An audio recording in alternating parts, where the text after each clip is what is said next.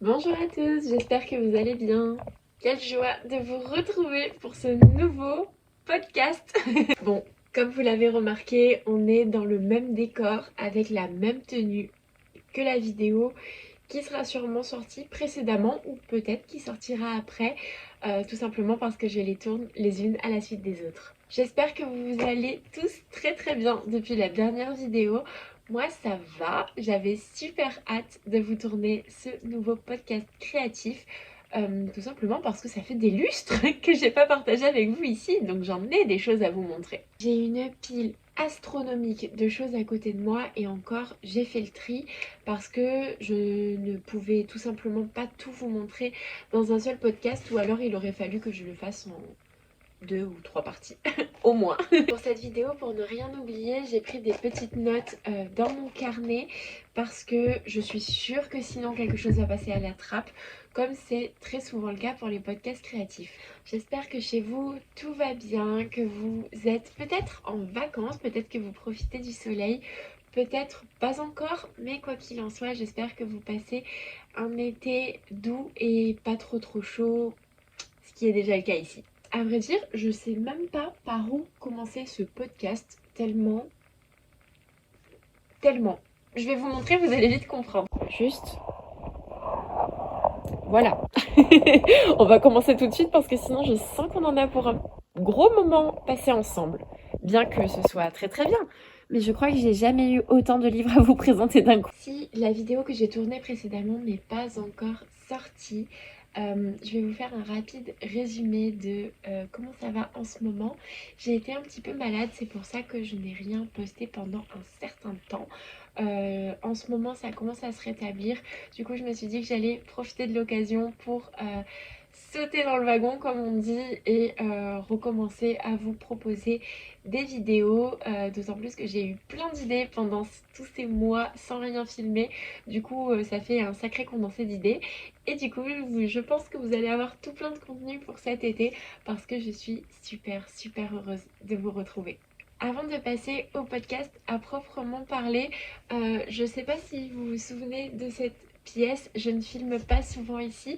Nous sommes dans mon atelier directement et je ne sais pas pourquoi, mais je trouve que filmer ici, ça donne un aspect vraiment hyper cosy et presque intime à cette vidéo. Je trouve que ça fait vraiment une ambiance comme si on était ensemble à boire le thé et j'aime beaucoup ça. D'ailleurs, ça me fait me dire que j'aimerais beaucoup filmer plus de vidéos tea time blabla. Vous avez été nombreux à me dire que le concept vous plaisait énormément et que vous aviez vraiment l'impression de discuter avec une amie.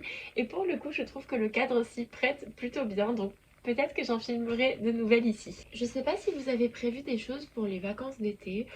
Personnellement, mes plans pour les vacances sont encore très incertains. Mais pour autant, je croise vraiment les doigts.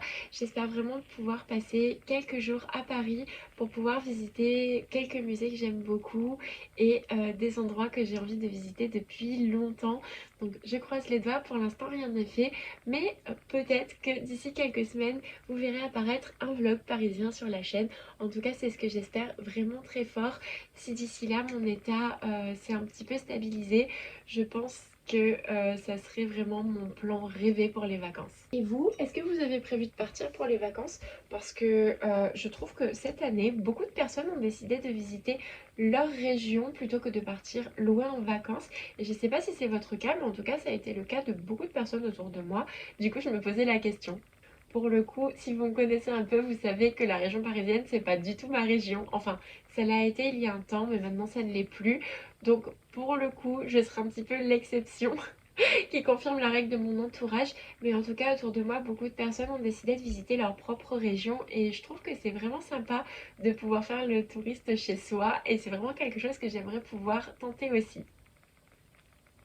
On va démarrer ce podcast par notre petit clin d'œil à nous, la tradition un petit peu sur cette chaîne, qui est le qu'est-ce qu'il y a dans ma tasse. Donc déjà, je ne sais même plus, tellement ça fait longtemps que j'ai pas posté de vidéo, je ne me souviens même plus si je vous ai présenté cette tasse-là. J'espère pas parce que j'ai beaucoup à vous dire sur cette tasse et sur les autres qui composent cette collection qui est devenue ma collection de tasses préférée. Donc j'espère que je vous l'ai pas déjà présentée et si c'est le cas, vous allez sûrement me voir vraiment très passionnée et très emballée par cette collection de tasses une deuxième fois parce que je les aime vraiment beaucoup et si je vous les ai pas déjà présentées, je veux pas louper l'occasion de le faire. Donc c'est parti.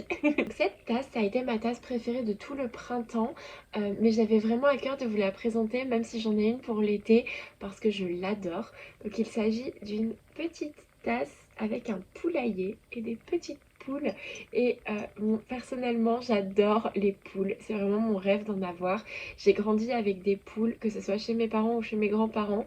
Et c'est vraiment un animal que j'aime, qui me réconforte. Et les voir dans leur petit poulailler comme ça, adorable, ça me met de bonne humeur. Le matin quand je bois mon thé ou mon café, j'adore vraiment cette tasse que j'ai trouvée complètement par hasard chez mon fleuriste qui vend quelques tasses de temps en temps. Il en avait plusieurs de la même collection, donc de cette dessinatrice-là.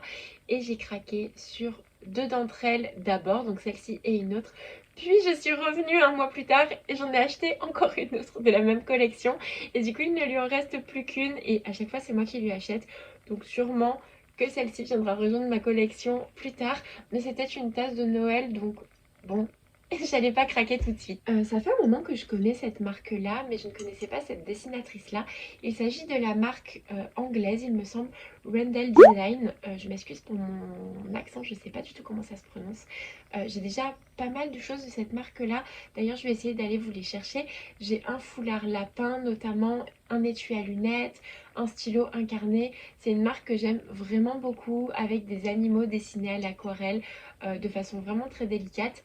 Et c'est une marque qui est un petit peu difficile à trouver, que personnellement on trouvait dans des jardineries proches de chez nous, mais ça devient compliqué de les trouver, donc je suis vraiment contente d'avoir les quelques objets que je vais vous montrer. Et cette tasse en fait fait partie d'une sous-collection, je ne sais pas si on peut dire ça comme ça, de Randall Design, et il s'agit d'une tasse dessinée par Sally Swanell, qui est une illustratrice que je ne connaissais pas du tout, mais que j'apprécie énormément. Donc je vais vous montrer au moins mon boîtier à lunettes parce que lui je sais où est-ce qu'il est. Et ensuite je vous montrerai les autres tasses parce que je les adore. C'est vraiment devenu ma collection de tasses préférée. Je pense que si je devais avoir des tasses signature, ce serait celle-ci. Je suis partie chercher mon boîtier à lunettes, d'ailleurs je devrais les porter, je fais un peu la mauvaise élève, mais bon. Il s'agit du coup de celui-ci, il est taché ici malheureusement, il faudrait que je le nettoie. Mais voici donc du coup le fameux boîtier à lunettes de la marque Randall Design. Et je ne savais pas du tout qu'ils avaient fait des collaborations avec des illustratrices. Et donc voici le logo de la marque comme ceci. Ça fait longtemps que je l'ai, je pense que ça fait au moins 3 ou 4 ans. Et j'adore parce qu'à l'intérieur il y a des petites plumes dessinées. Et il en est de même sur le petit mouchoir à lunettes. Je trouve ça juste adorable. J'adore cette marque. Et du coup, j'étais super contente de découvrir les mugs parce qu'à la base, ils ne dessinent que des animaux comme ça. Et je ne savais pas du tout qu'il existait carrément des mugs avec des paysages. Et du coup, j'étais super contente de les découvrir. Donc, celui-ci, il y a des petites poules dessus, mais j'en ai deux autres que je vais vous présenter tout de suite. Mais d'abord, j'avais envie de vous dire évidemment ce qu'il y a dans ma tasse. Dans ma tasse, il y a du thé glacé parce qu'il fait beaucoup trop chaud pour boire du thé chaud. En ce moment, je bois quasiment que des boissons glacées, même le café que j'apprécie énormément boire chaud à la base. Je le fais en café frappé parce que c'est pas possible. Il fait beaucoup trop chaud. Donc à l'intérieur, il y a un thé glacé, mais un thé de Noël. Ne me demandez pas pourquoi, je ne sais pas, j'avais envie d'un thé de Noël. Et écoutez, en thé glacé, je trouve que le goût de cerise ressort particulièrement. C'est un thé qui, à la base, était d'une petite entreprise de thé. Je ne me souviens même plus le nom, c'était le fond d'un sachet que j'avais. Mais c'était un thé de Noël, somme toute très basique. Amande, cerise, orange, cannelle, sûrement quelque chose comme ça. Et honnêtement, en thé glacé avec un peu de sirop d'agave, c'est vraiment délicieux. Je vous conseille d'essayer. Un peu de Noël en été.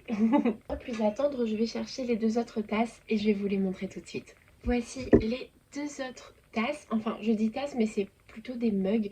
Et vu qu'elles sont vides, du coup, je vais pouvoir vous montrer le dessous. Donc, voici du coup le nom de la créatrice, donc Sally Swanell. For Randall Design, c'est quand même écrit en dessous. Et c'est de la bonne china, donc de la porcelaine anglaise. Et honnêtement, je les adore. J'adore le bruit d'ailleurs de la bonne china. C'est un bruit très particulier. Et je vous avoue que vraiment, les illustrations de ces tasses j'ai eu un énorme coup de cœur. Je crois que j'ai pas eu un coup de cœur vaisselle à ce point depuis des années. Mon seul regret, c'est qu'elle n'existe que sous forme de mug. J'aurais adoré avoir des assiettes assorties, mais malheureusement, la créatrice et la marque n'ont fait que des mugs. Et donc sur celle-ci, on voit tout simplement des maisons.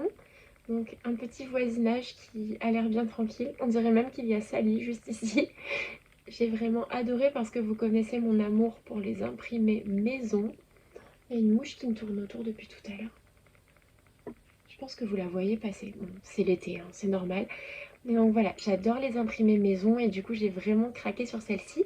Et donc celle-là, je l'avais achetée en même temps que la tasse des poules. J'ai acheté ces deux-là ensemble le même jour. Et quand je suis retournée chez le fleuriste, un mois plus tard, je suis tombée sur celle-ci, qui est une tasse maison également, avec presque le même voisinage, mais cette fois-ci en bord de mer. Et je trouve que pour l'été, elle est juste parfaite. J'ai oublié de vous montrer, mais à l'intérieur de chaque tasse, il y a un petit dessin. Donc ici, on a un voilier. Je trouve que c'est vraiment la tasse estivale par excellence. Et à l'intérieur de celle-ci, on a une petite maison, toute simple, qui ressemble à la maison qui se trouve juste ici.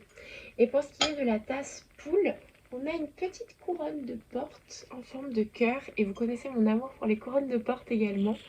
Donc vraiment, cette tasse-là, all time favorite. La petite interlude tasse étant terminée, on va pouvoir passer directement au podcast. Et je vous avoue que je ne sais pas par où commencer, tellement mon panier est rempli.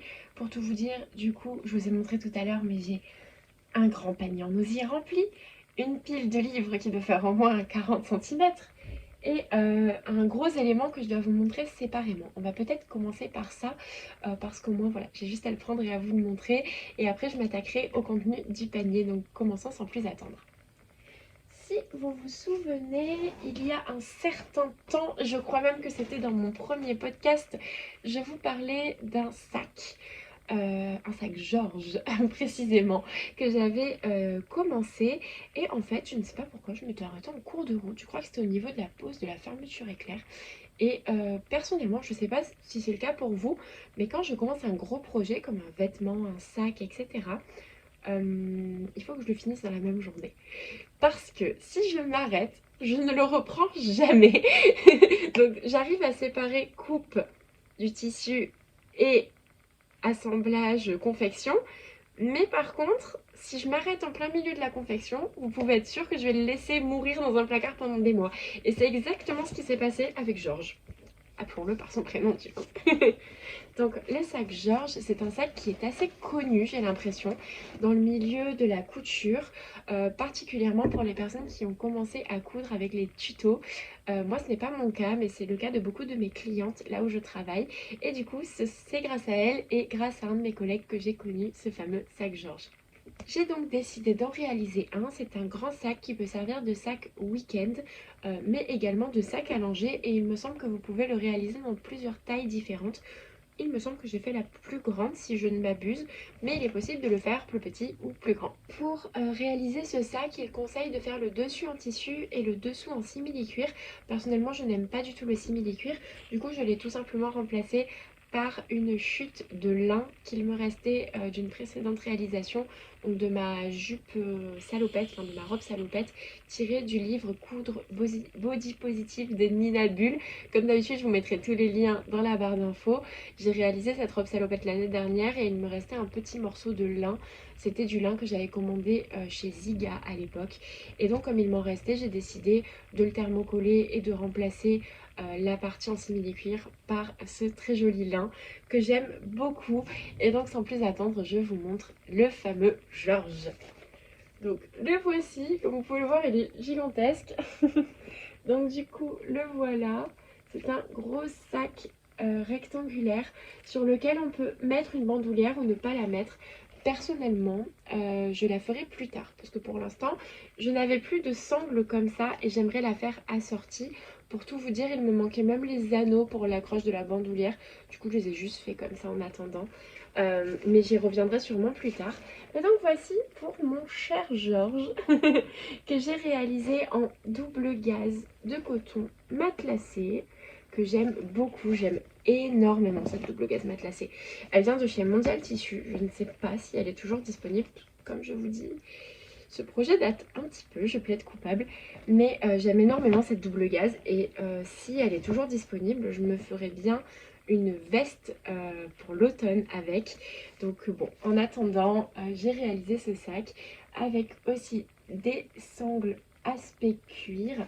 Et j'ai rajouté une petite fantaisie personnelle qui n'était pas du tout proposée dans le tuto. C'est cette petite dentelle qui est en haut et en bas de la fermeture. La particularité de ce sac Georges, c'est qu'il a énormément de poches. Il a des poches partout, ce qui le rend très pratique pour en faire un sac à langer, comme je vous disais, parce que forcément, un sac à langer, on a besoin de beaucoup de poches. Donc, si jamais vous voulez l'utiliser à cet effet, il est très pratique pour cela. Donc, vous avez une petite poche zippée sur le devant qui va de là à là. Vous avez également 3 grandes poches sur l'arrière du sac, donc ici, ici et ici. Et vous avez ces 3 mêmes poches à l'intérieur du sac également. Alors là, j'ai rangé du bazar à l'intérieur, donc je ne sais pas si vous pourrez vraiment voir. Non, je pense que vous ne pourrez pas voir du tout. Mais en fait, j'ai réalisé les poches également en double gaze matelassée. Et du coup, ça fait un contraste avec la doublure, c'est très joli. Mais là, j'ai mis tellement de bazar dedans que je ne sais pas vraiment si vous allez être capable de voir quoi que ce soit. Bon, on va quand même tenter l'expérience, je pense. Parce que ça serait bête que vous puissiez pas voir l'intérieur. Mais donc, en fait, hop, à l'intérieur, on a aussi des grandes poches comme ça que j'ai fait avec le même tissu que l'extérieur. Pour la doublure, c'est du coton en couleur terracotta tout simplement pour rappeler le lin et les sangles. Et ma foi, je l'aime beaucoup, ce petit Georges, ce petit grand Georges. Je le trouve vraiment très pratique. Pour le moment, je range à l'intérieur du tissu et aussi un sac dans lequel j'ai rangé plein de revues de broderie que je trouve principalement en brocante, donc elles sont assez vieilles. Parfois ce sont des lots et c'est des revues que je dois trier. Il y a aussi des kits de broderie avec des fils, etc. Mais comme tout vient de seconde main, c'est des choses que je dois prendre le temps de trier. Donc pour le moment, j'ai rangé tout ça à l'intérieur. Mais comme vous pouvez le voir, il reste encore beaucoup de place. Il est vraiment très très grand. Et tout autour, il y a un passepoil en simili-cuir doré. Donc comme je vous disais, je n'aime pas spécialement le simili-cuir, mais là je trouve que c'est quand même du plus bel effet. Donc voilà pour ce grand sac Georges qui est très pratique et que je trouve vraiment sympa avec ces coloris là, et ça me permet d'avoir enfin un sac voyage dans mes couleurs parce que c'est très compliqué à trouver vu mes goûts que vous commencez à bien connaître.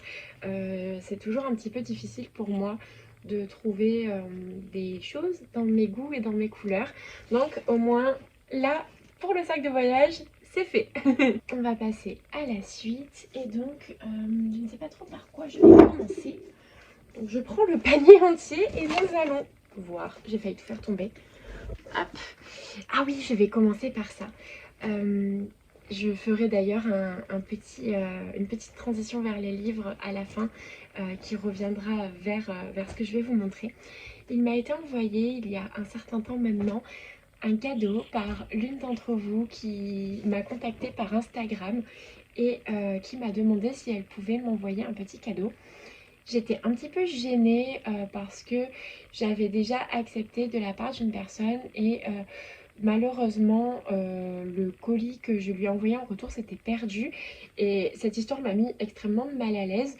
Du coup, je ne savais pas trop quoi dire, mais cette personne a vraiment beaucoup insisté pour m'envoyer un petit cadeau. Donc du coup, j'ai dit oui et je ne m'attendais pas du tout à ça. Je montrerai à la fin le livre qui était dans le colis et qui était un de mes livres que j'avais sur ma wishlist depuis extrêmement longtemps, vraiment des années et des années, et que je ne trouvais pas. Donc imaginez ma tête quand je l'ai découvert. Mais il y avait aussi à l'intérieur 2 choses faites à la main. Et il s'agissait de ce grand tote bag en tissu fleuri absolument magnifique. Et également de ce petit porte-monnaie. Regardez comme il est trop adorable. De cet adorable petit porte-monnaie avec une maison de point de croix et des petites fleurs derrière avec un petit fermoir ici. Je suis trop fan. Pour tout vous dire, ça m'a vraiment énormément émue quand j'ai ouvert ce paquet-là. D'autant plus que la personne qui me l'a envoyé m'a précisé qu'elle ne cousait pas à la machine et que tout, absolument tout, était réalisé à la main. S'en est découlé une réflexion dont je vous ferai part tout à l'heure, mais je remercie vraiment très fort cette personne pour son adorable attention, mais aussi pour m'avoir inspiré quelque chose, une petite réflexion que je vais vous faire juste après. Grâce à elle, j'ai envie de coudre beaucoup plus à la main en ce moment parce que je trouve que ça incarne vraiment le slow life et c'est tout ce dont j'ai besoin en ce moment. Du coup, je remercie vraiment très fort cette personne de m'avoir inspirée avec ce joli sac et ce joli porte-monnaie. Et je lui fais de gros bisous si elle passe par là. Je savais que j'allais oublier quelque chose dans ce podcast et en vous parlant de ça et en utilisant le petit fermoir à cliquer, je me suis souvenue qu'en fait j'avais oublié de mettre dans le panier une création que j'avais super hâte de vous montrer. Et comme j'ai fait le tri dans plein de créations, vu que ça fait un petit moment que j'ai pas tourné de vidéo, j'ai dû faire des choix et j'ai oublié celle-là alors que je voulais absolument vous la montrer. Du coup je vais la chercher tout de suite et je reviens. Quand même j'aurais été super déçue de l'avoir oubliée et du coup je vais vous la montrer tout de suite parce que pour le coup, à part les livres et les revues qui seront regroupées entre elles, ce podcast risque de pas vraiment avoir de suite logique, je vous préviens, par rapport à l'habitude où j'essaye de classer un petit peu. Donc comme je vous le disais, cette personne m'a vraiment inspiré le fait de beaucoup plus coudre à la main. En fait, ces derniers temps, j'avais besoin plus que jamais de lenteur et de pleine conscience. Ça a toujours été mon cas et comme vous le savez, c'est un sujet qui m'est cher et que j'aime vous partager. Mais en ce moment particulièrement, j'ai besoin de me poser. Et quoi de mieux pour cela que de redécouvrir la broderie d'une nouvelle façon et la couture d'une nouvelle façon et tout ce qui est couture à la main pour la réalisation de petites choses aide particulièrement dans ces cas-là, je trouve. En tout cas, moi, j'y ai trouvé un vrai apaisement en fait, où au lieu de vite tout passer à la machine à coudre, on a cette satisfaction de poser les points les uns après les autres et de les réfléchir chacun et vraiment de mettre toutes ses énergies, tout son amour, tout ce que vous voulez dans chaque point. C'est vraiment un sentiment très particulier et personnellement ça m'aide beaucoup ces temps-ci et c'est une activité que j'aime particulièrement. J'ai vraiment redécouvert la couture à la main ces derniers temps, notamment grâce à ce joli cadeau et je vais beaucoup vous en parler dans ce podcast. Pour ce qui est de l'ouvrage que je vais vous montrer, je vous l'avais montré dans le dernier podcast que j'avais posté sur ma chaîne et il était vraiment commencé au tout début cet ouvrage. Et il est terminé. Ça fait un bon moment qu'il est terminé. C'est pour ça d'ailleurs que je l'avais complètement oublié. Mais je l'aime énormément. Et là, de l'avoir ressorti, je l'aime encore plus. Vraiment, à chaque fois que je le regarde, je me dis, ah oui, oui, c'était trop bien de le réaliser.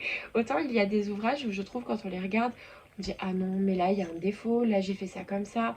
Oh, là, j'aurais pu faire mieux. Celui-là, alors oui, j'aurais pu faire mieux parce qu'on peut toujours s'améliorer.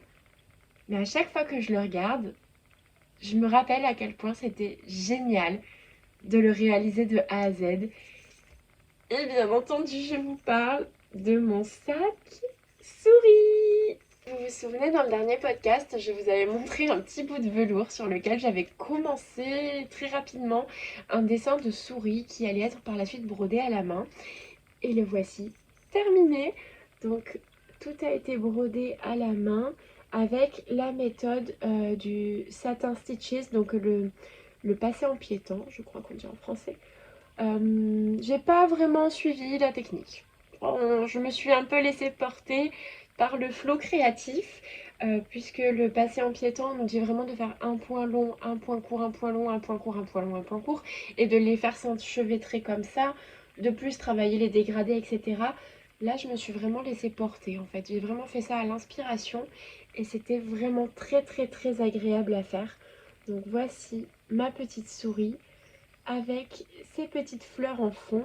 Je voulais faire des fleurs beaucoup plus grandes et beaucoup plus variées en fond au départ. Au final, c'est resté quelque chose de très simple, mais je les aime énormément.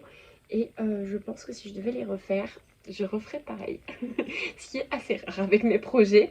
Et donc j'ai monté cette broderie en sac. Donc un petit sac bourse comme ceci. En fait qui s'ouvre comme ça. Alors pour tout vous dire, je me suis trompée dans le sens du fermoir. Ça oui, j'aurais pu vraiment faire mieux pour le coup, puisqu'il est censé s'ouvrir sur le devant et pas là où est accrochée la chaîne.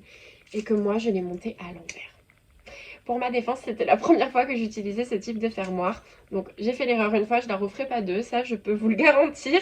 Parce que j'étais vraiment dégoûtée quand j'ai vu que je l'avais montée à l'envers. Mais bon, c'est pas très grave, on apprend de ses erreurs. Et dans tous les cas, bon, je peux quand même l'ouvrir. On va dire que c'est une sécurité anti-pickpocket. Parce que là, vraiment, même moi, je vais galérer à l'ouvrir. Sur ce fermoir couleur bronze, j'ai rajouté une chaîne. Alors comme vous pouvez le voir, elle n'est pas de la même couleur. Moi, je voulais vraiment une chaîne de cette couleur-là. J'ai été incapable d'en trouver où que ce soit. Je suis vraiment trop triste. J'ai trouvé nulle part de chaîne couleur bronze du diamètre qui me convenait. Donc au final, j'ai mis un doré vieilli. Et je trouve que le rendu n'est pas dérangeant. Je ne sais pas ce que vous en pensez. C'est un sac que je souhaite mettre en bandoulière. Et je vais me lever pour que vous puissiez voir. Mais je trouve pas que ça soit vraiment choquant la différence de couleur. Donc je pense que je vais le laisser comme ça. Si un jour, par hasard, je tombe sur une chaîne couleur bronze, je la changerai. Mais pour l'instant, ça fait l'affaire. Donc ce genre de fermoir à clip un petit peu à l'ancienne se monte entièrement à la main également. En fait, on fait des petits points à chaque fois là-dedans. Si je devais améliorer une chose par rapport à mon travail sur ce fermoir, déjà je le montrerai à l'endroit pour commencer. Et deuxième chose, j'utiliserai du fil super résistant et pas du fil polyester lambda. Parce qu'en fait, les petits trous que vous voyez ici qui sont dans le métal ont tendance à couper votre fil quand vous tirez. Et c'est très embêtant. Moi personnellement, ça m'a embêté plusieurs fois. Donc je pense que les prochaines fois, j'utiliserai du fil spécial, super résistant ou du fil de lin. Bon, là, c'était pour avoir le fil vert assorti au velours. Mais voilà, plusieurs fois ça m'a embêté. Donc si je devais refaire quelque chose différemment, je changerais le fil à utiliser pour le fermoir. Mais c'était vraiment très plaisant à faire et personnellement j'adore l'esthétique de ce genre de sac. Je pense même en réaliser d'autres parce que pour l'automne-hiver, même là pour le printemps je pourrais le porter, mais pour l'automne-hiver je trouve que c'est juste adorable comme petit sac à main. Et à l'intérieur, en tant que doublure, j'ai réutilisé le fameux tissu dont je vous parle tout le temps, qui est le tissu de ma robe fraise. J'adore cet imprimé. Je crois que si je retrouve ce tissu un jour, je vais en acheter au moins 4 mètres et les stocker chez moi pour en faire plein de choses parce que je l'adore vraiment. Je trouve qu'il est d'une finesse incroyable et il donne vraiment un aspect vintage que j'aime beaucoup.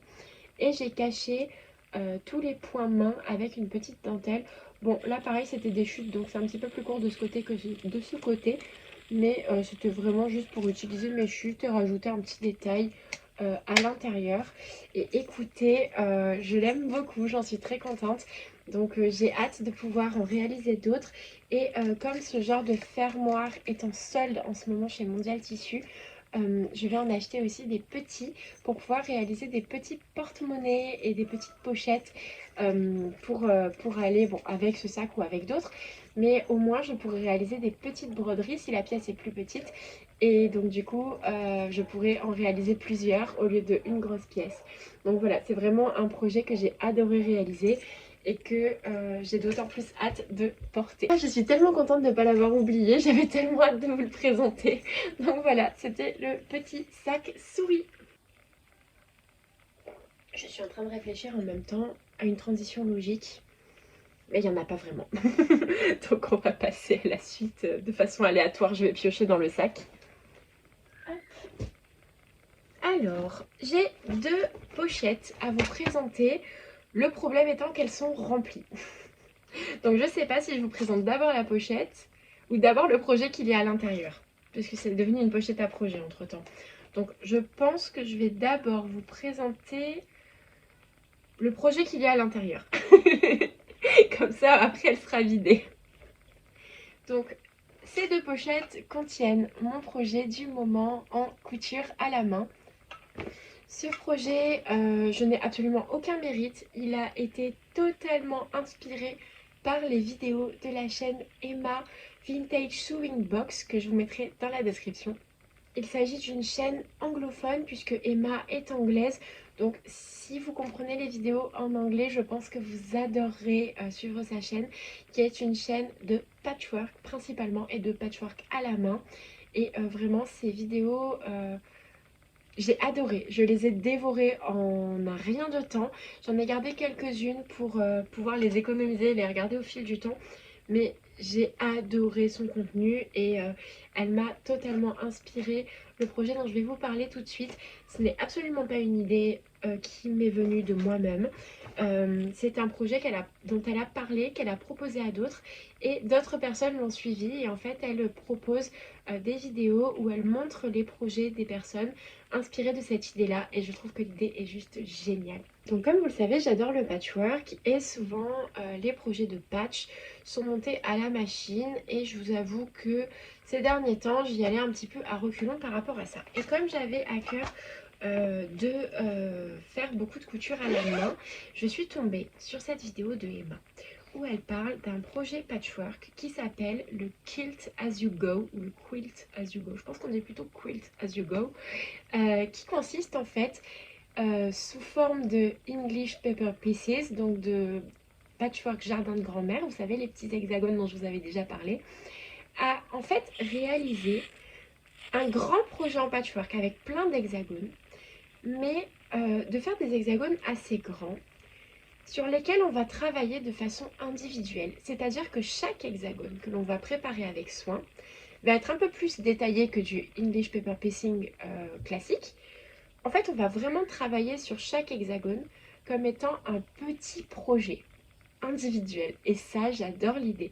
Donc, au lieu de travailler sur des blocs pour un patch où c'est petit à petit, on fait les appliquer à la fin, c'est sympa, mais sinon, c'est vraiment, on travaille sur le kilt dans sa globalité.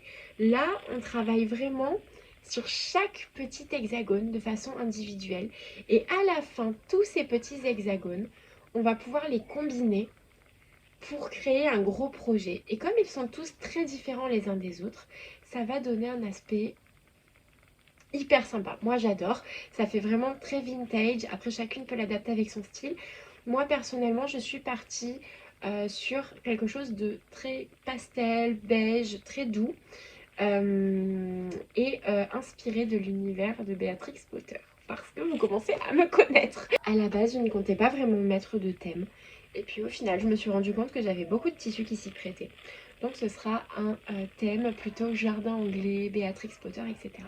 Et donc je vais vous montrer les quelques petits hexagones que j'ai commencé et qui à la fin, tous combinés entre eux, créeront, je l'espère, un petit plaid. Donc voilà, je les ai rembourrés avec, comme la méthode de Emma en fait. Si vous regardez les vidéos de Emma, elle explique tout de A à Z. Chaque hexagone est composé d'une couche de molleton. J'ai déjà tout prédécoupé pour vraiment que ça soit un kilt as you go, mais que vraiment je le vive comme que ce soit fluide quoi. Tout est déjà prédécoupé dans ma pochette et à chaque fois que j'en ai envie, je prends, hop, je fais un petit hexagone. Au pire, je dois mettre 20 minutes par hexagone, sauf s'il est brodé, je mets un petit peu plus de temps, mais c'est vraiment super plaisant. Donc voilà, j'ai tout découpé à l'avance, mais voici ceux qui sont déjà terminés. Donc j'ai réalisé en fait, en plus de choisir ce thème jardin anglais Béatrix Potter, j'ai utilisé tous mes tissus favoris dont il me restait des chutes ou que je n'avais pas encore utilisé et du coup en plus ça m'a permis d'utiliser mon tissu en attente. Donc ça c'est vraiment un super concept et je vous le conseille vraiment si jamais vous voulez débuter dans le patchwork. Entraînez-vous sur le English Paper Piecing et après lancez-vous dans un Quilt as you go parce que c'est génial. Donc voici le premier que j'ai réalisé, donc sur un Vichy beige, j'adore le Vichy beige, sur lequel j'ai brodé un petit pierre lapin en point tout bête, hein, c'est un point arrière, et que j'ai bordé avec ce tissu que j'adore. C'est un de mes tissus fleuris préférés et donc je trouve que tout va super bien ensemble. Et en fait, ce qui est génial avec cette technique aussi de Quilt as you go, c'est que déjà, ça vous fait utiliser des tissus que vous avez en pas trop grande quantité, mais que vous aimez et vous ne savez pas quoi faire avec. Deuxième chose, ça vous permet de ne pas vous stresser avec comment dire, le moment où vous allez finir un projet, puisque là vous travaillez sur chaque petit hexagone comme un mini projet. Donc c'est à chaque fois un petit projet, un mini moment de plaisir que l'on voit abouti assez rapidement et qui à la fin servira à faire un plus gros projet. Mais c'est aussi un projet qui est agrandissable à l'infini, puisque finalement le dessus et le dessous sont faits en même temps, pas comme les pages traditionnelles où vous devez faire d'abord le dessus, ensuite l'intérieur, ensuite on rajoute le dessous. On le voit fini vraiment qu'à la fin. Là, vous avez déjà un aperçu final en fait finalement de ce que ça va donner et je trouve ça merveilleux. Et comme ce sont que des hexagones en fait, bah, vous les assemblez. Si vous avez envie par exemple de faire un chemin de table, vous le faites. Si 3 mois après vous avez envie d'agrandir ce chemin de table et d'en faire une nappe, vous pouvez toujours rajouter vos petits hexagones et je trouve ça génial parce que c'est hyper modulable et hyper... on peut voilà, vraiment y aller, voilà, se laisser porter par le projet et faire selon ses envies. C'est jamais vraiment terminé. C'est un peu un kilt infini, on peut en rajouter autant qu'on veut. Et en même temps, c'est tellement plaisant de travailler sur chaque petit hexagone. On peut vraiment y mettre tout son amour et moi personnellement, j'adore. Je vous conseille de regarder les vidéos de Emma pour en savoir plus sur ce projet-là. Mais du coup, je vais déjà vous présenter les autres que j'ai réalisés. Donc ici, c'est tout simple. En fait, les tissus imprimés que j'aimais beaucoup, j'ai fait aucune broderie dessus. Je les ai juste mis tels quels. Donc là, c'est un petit tissu oiseau que j'aimais énormément, combiné à un petit fleuri dans les tons roses. Et ici, c'est un petit tissu avec des animaux de la forêt. Je vais en faire d'autres d'ailleurs, comme ça je pense, parce que j'en ai beaucoup. J'adorais vraiment ce tissu, mais je ne l'avais encore jamais utilisé. Donc là, c'était l'occasion parfaite. En plus, comme il y a plein d'animaux, je pourrais centrer à chaque fois sur un animal différent, donc ça me laissera plein de possibilités. Et à l'arrière, j'ai utilisé ce tissu-là, que j'aime énormément aussi, et j'en ai un assez gros morceau, donc je pense peut-être me faire un vêtement avec le reste. Mais voilà, ça m'a donné l'occasion de les utiliser. Et donc, ils seront mis ensemble pour constituer un plaid plus tard. Et j'adore l'idée en fait, vraiment j'adore l'idée, ça peut vraiment, on peut se donner un petit thème pour chaque hexagone en se disant ah j'ai tel souvenir par exemple du jardin de ma grand-mère avec des rosiers, bah, je vais faire un hexagone dédié. Donc faites votre petite broderie avec vos rosiers et puis sur celui d'après ce sera encore autre chose et encore autre chose, c'est vraiment individuel à chaque fois comme projet, j'adore l'idée. Et donc sur le prochain que je suis en train de réaliser, j'ai fait un appliqué en forme de maison. Bon, il est en cours, hein. Comme vous pouvez voir, l'aiguille est là. J'ai cousu seulement ce côté, je crois. À la caméra, c'est inversé, alors c'est un peu perturbant. Mais du coup, voilà, j'ai réalisé un appliqué avec des tissus qui viennent aussi de ces hexagones-là. Comme ça fait un petit rappel. Et je trouve que tout se fond tellement bien. Je veux vraiment rester dans ces tons pastels. J'ai pas assez de place. Dans ces tons pastels, je trouve que ça va faire un super plaid. Et on a déjà envie de se coucouner dedans à l'automne ou à l'hiver. Vraiment, ça va être adorable. Et je pense que peut-être je ferai un peu pareil, mais pour faire d'autres choses plus petites, peut-être avec des hexagones plus petits, mais j'imagine très bien un sac là-dedans aussi. Et vraiment, ça donne lieu à des milliers de possibilités. Et je vous conseille vraiment de regarder les vidéos de Emma parce qu'elle m'a donné une envie vraiment de me lancer dans ce projet. C'est waouh, le projet m'a hyper emballée. Et voilà, vraiment, je vous conseille de regarder sa chaîne. Elle est vraiment très douce et elle a beaucoup de très bonnes idées. Donc voilà, si vous aussi vous voulez vous lancer dans un quilt as you go, on ne sait pas, n'hésitez pas parce que c'est vraiment super reposant et super agréable à faire. Ce que j'ai fait en fait pour vraiment vivre ça au fil de l'eau, on va dire, c'est que j'ai prédécoupé, comme je vous disais, plein d'hexagones, donc en tissu directement ou alors en molleton. Tout est déjà prêt et donc en fait j'ai juste à les prendre dans ma trousse à chaque fois et à faire mes associations de couleurs et à les coudre. Donc là par exemple j'en ai déjà un qui est épinglé et que je dois coudre, mais vous voyez tout est déjà prêt et j'ai plus qu'à sélectionner ce qu'il me faut. Hop, j'ai coupé tous mes hexagones, ils sont tous là, les grands, les petits, bon là c'est un peu le bazar. Mais du coup, c'est vraiment super parce que vous coupez tous vos tissus préférés. et vous vous laissez porter. Vous avez juste à piocher dedans et je vous recommande vraiment de faire comme ça une petite pochette avec déjà tout le matériel dedans nécessaire, parce qu'au moins vous avez juste à prendre votre pochette avec vous, que ça soit sur le canapé, au jardin, dans l'atelier, au travail, à votre pause de midi, et vous avez tout le matériel déjà avec vous. Vous n'avez plus rien à couper, plus rien à préparer, tout est prêt, vous avez juste besoin de vous poser et de commencer votre petite couture. Ceci étant présenté, ça m'a libéré la pochette que je voulais vous montrer, mais il reste encore l'autre, parce qu'en fait ce que j'ai fait, c'est que j'ai rempli la grande pochette avec tous les hexagones prédécoupés et la petite pochette avec déjà le matériel pour quilter, donc le carnet à aiguilles, les épingles, je vais en avoir partout à la fin de la vidéo, petits ciseaux indispensables. D'ailleurs, ceux-là viennent de chez Action et je vous les recommande, ils sont incroyables. J'en ai au moins 3 paires, une dans la table de chevet, une dans le sac, une dans la pochette à projet. Je crois qu'ils coûtent quelque chose comme 80 centimes et ils sont super. Moi, je les adore et en plus, ils sont roses. Donc, ils sont assortis à mon matériel. Et hop, j'avais aussi rajouté quelques couleurs de fil et du fil à broder parce que j'avais brodé le pierre lapin quand j'étais chez mes parents. Je sais pas du tout où poser tout ça, on va mettre ça là. Et donc du coup ça vous fait en fait tout votre nécessaire pour ce projet avec vous directement et c'est super pratique. Ça permet vraiment de se détendre et de se laisser porter par le projet et c'est exactement le type de projet dont j'avais besoin en ce moment. Donc du coup je vais pouvoir vous présenter maintenant les nouvelles pochettes à projet parce que comme vous le savez j'adore les sacs à projet. C'est quelque chose qui m'est très utile, ça permet de regrouper à chaque fois toutes les pièces pour les avoir sous la main et pas avoir à chercher partout. Et donc là j'avais envie de nouvelles pochettes. Je les avais faites pour le printemps celles-ci, mais je ne les ai toujours pas présentées il me semble, donc allons-y. J'en ai fait deux, donc j'avais fait exactement le même modèle de pochette avec la pochette Pierre Lapin que je vous avais montré avec une petite carte postale en feutrine collée ici avec un Pierre Lapin.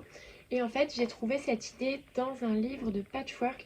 Il me semble qu'il s'appelle Quilter au fil des saisons, si je ne m'abuse, et qu'il est chez les éditions de Saxe. Je vous mettrai le lien en bas en description aussi. En fait, j'avais trouvé l'idée là-dedans et je l'ai complètement réadapté par contre avec mes tissus. Donc ça donne pas du tout le même rendu que dans le livre. Mais du coup, voici mes deux pochettes de printemps. Et ce qui est super, c'est que quand vous les utilisez plus, comme elles sont de tailles différentes, vous pouvez les ranger les unes dans les autres. Et il en existe une encore plus petite qu'on peut remettre encore dedans, mais je ne l'ai pas encore faite. J'ai seulement fait ces deux formats parce que c'est ceux qui me conviennent le mieux. Et ce qui est super, c'est que elles sont transparentes. Du coup, à chaque fois que vous mettez quelque chose dedans, vous voyez directement ce que c'est. Donc c'est super pratique, notamment pour tout ce qui est broderie, point de croix, etc. Je trouve que c'est juste génial. Puis des fois, on a tellement de projets en cours qu'on se souvient plus ce qu'on a mis dans nos pochettes. Là, au moins, vous voyez à travers. Donc c'est vraiment super. Pour la grande, j'ai utilisé ce tissu avec des fleurs sauvages, avec des petits papillons. Et il y a aussi des petites abeilles, mais je suis trop triste, elles ont été coupées. Là, vous en avez une un peu rescapée. Il m'en reste encore et je pense que je me ferai d'autres choses avec ce tissu puisque je l'aime beaucoup. Et en fait, c'est un tissu tout basique à la base, mais que j'ai matelassé moi-même avec la même technique que ce que je vous avais montré pour ma couverture d'agenda. Donc je trouve que ça donne vraiment un aspect très différent de matelassé. Moi j'adore ça, je matelasse tout. J'aime vraiment beaucoup. Et donc en haut j'ai utilisé, ça c'était un vieux chemin de table dont je ne me servais plus, que j'ai coupé en biais. Une chute de lin que une de mes collègues m'avait donnée. Et après tout bêtement c'est juste de la nappe transparente, donc de la nappe PVC que l'on met sur les tables à la base, assez fine. En fait il m'en restait puisque j'avais fait la pochette pour téléphone portable qui reste tactile et c'est le même plastique, donc bon du coup j'ai réutilisé ce que j'avais. Mais donc voici le grand modèle avec les fleurs et le petit modèle, est-ce que c'est vraiment étonnant, avec les fraises. Encore ce tissu, vous allez le voir dans tous les podcasts je crois. Pour celui avec les fraises, j'avais très envie de la sortir avec un Vichy rouge. Du coup, c'est ce que j'ai fait pour le biais tout autour. Et j'ai également matelassé, du coup, les petites fraises. J'ai utilisé les mêmes dentelles à chaque fois pour décorer. Et d'ailleurs, c'est mes dentelles préférées. Je les mets sur tous mes projets. Je pense que vous devez en avoir marre de les voir aussi. Donc voilà. Et en petit détail, j'ai rajouté un petit morceau de ruban velours rouge sur la tirette et sur l'autre un petit bout de dentelle. Et vraiment j'adore ces pochettes. Pour le coup elles me servent pour mon Quilt As You Go, mais elles pourraient me servir pour plein d'autres choses aussi. Donc je pense que je les réutiliserai à chaque fois. Mais je vous avoue que j'ai pour projet de m'en faire pour toutes les saisons. Donc là c'est les pochettes plutôt printemps, mais j'aimerais beaucoup m'en faire avec des tissus d'automne aussi et des tissus de Noël. J'avais déjà ce projet à Noël, notamment pour ranger mes points de croix de Noël.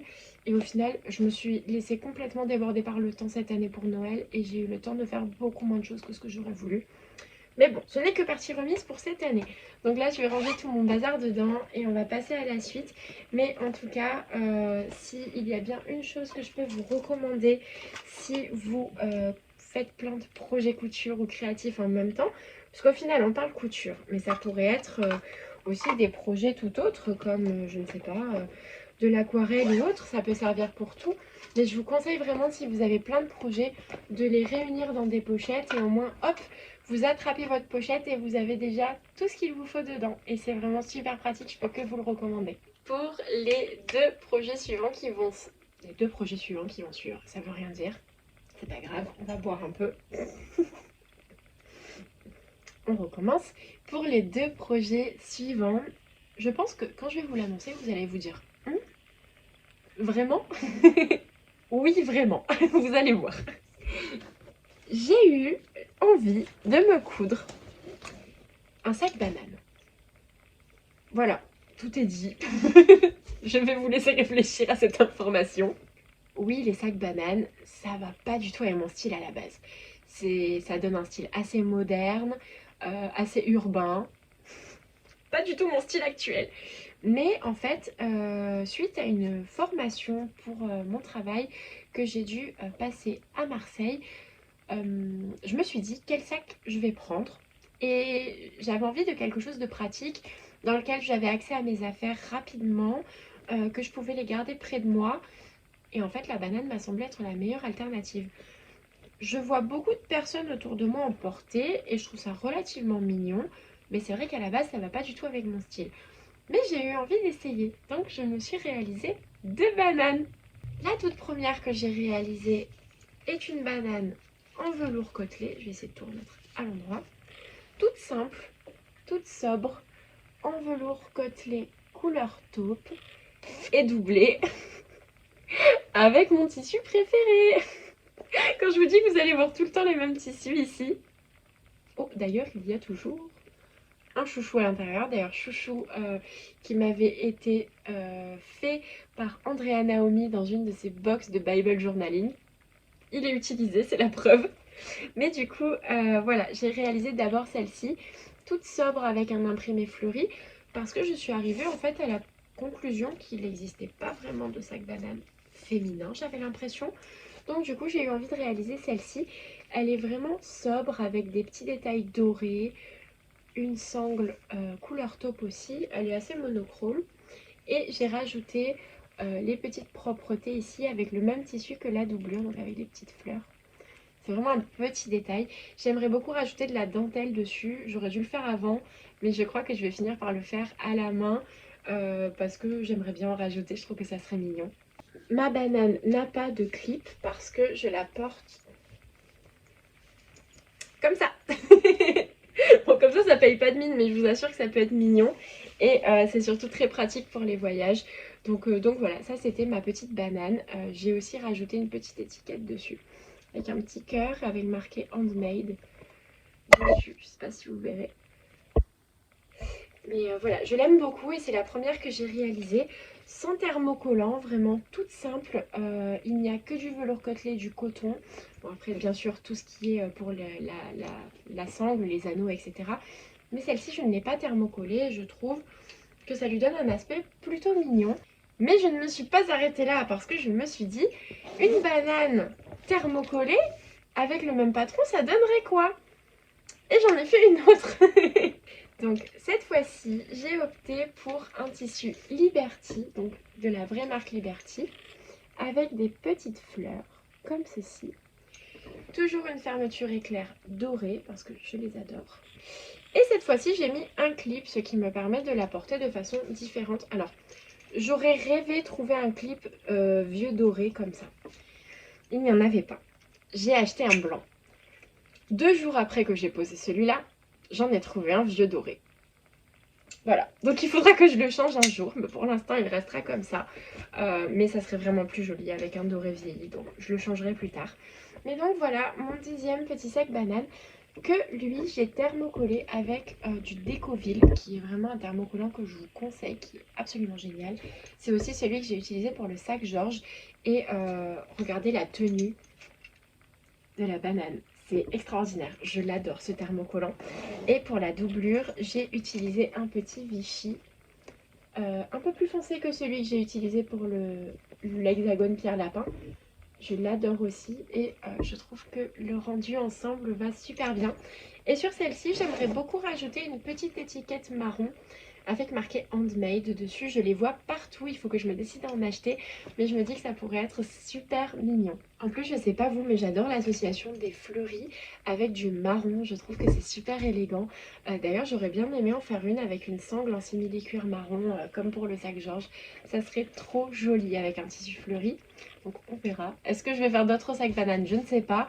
J'en ai aussi fait un pour ma maman, mais que du coup je peux pas vous montrer puisque je lui ai offert pour la fête des mères.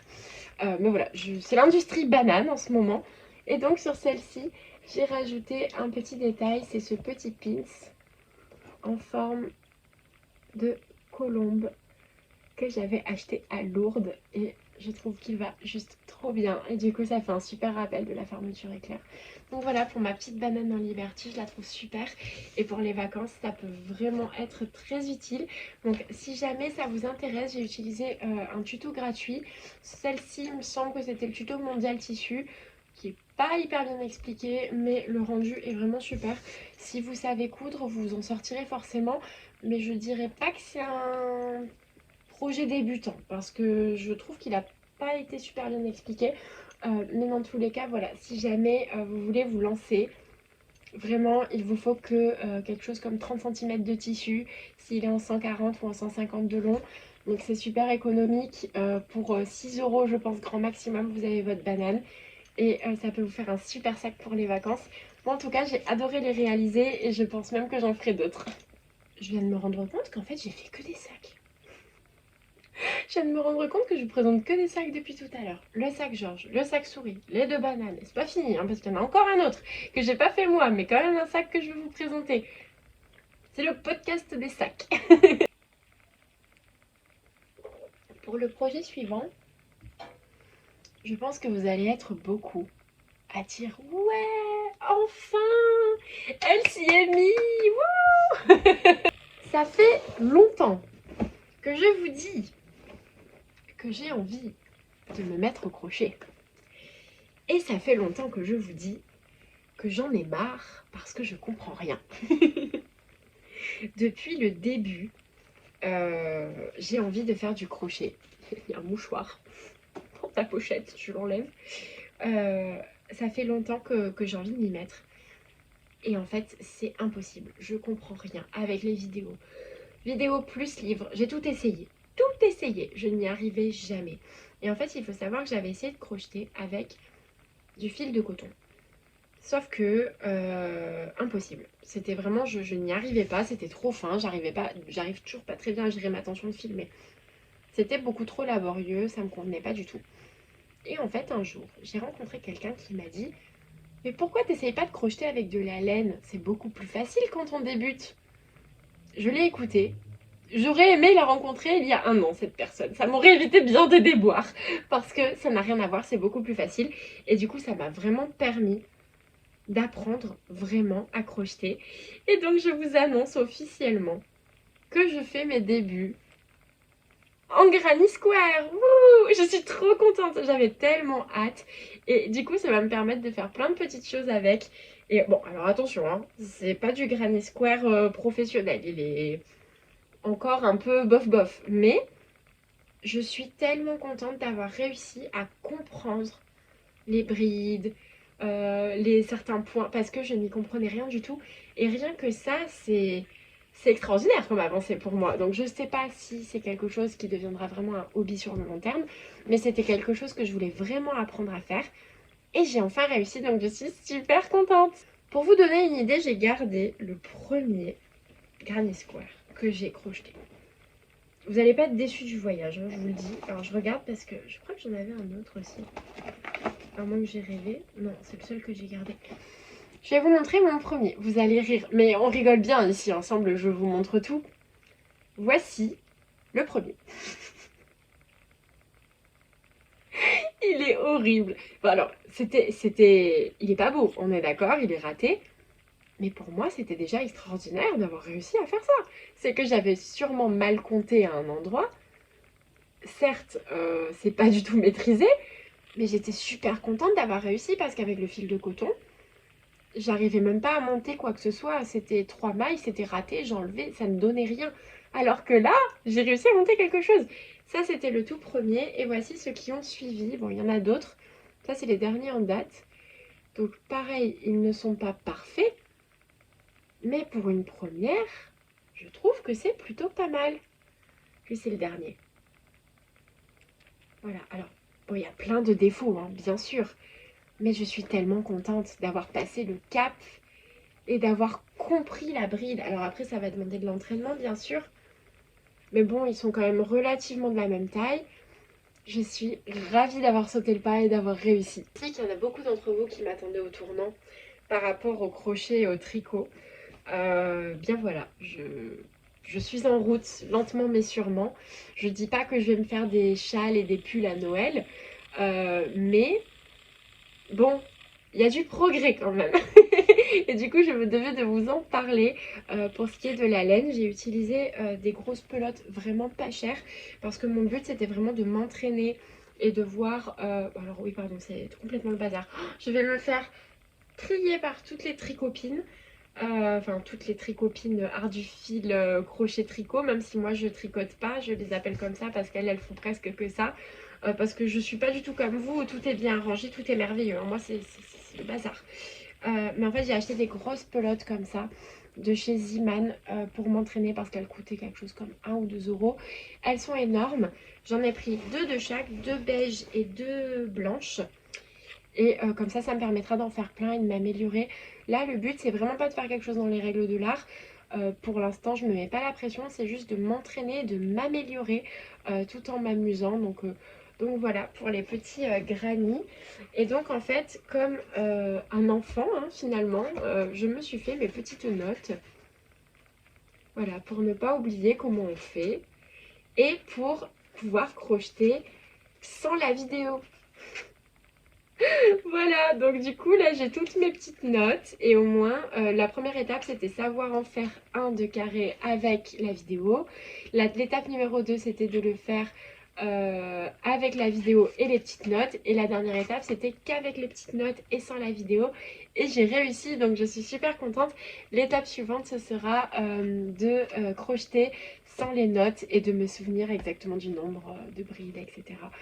On n'y est pas encore. Surtout qu'avec la chaleur, ça ne me donne pas du tout envie de crocheter.